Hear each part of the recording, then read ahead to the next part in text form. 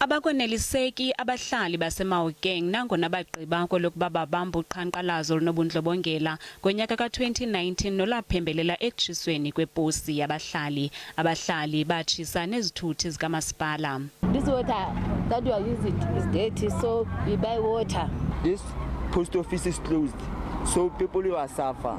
It's taking money to go to town. Umama uFrancina Cekiso neminyaka eyi-69 ubudala uthi yaxhalabisa imeko yabo nanjengoko abahlali betshabalalisa izakhiwo ebesele zikhona. Uthi ababinayo ngamanye amaxesha imali yokuya edolophini. Uthi iposi yabo yayiluncedo ebantwaneni babo abasafaka izicelo zemisebenzi.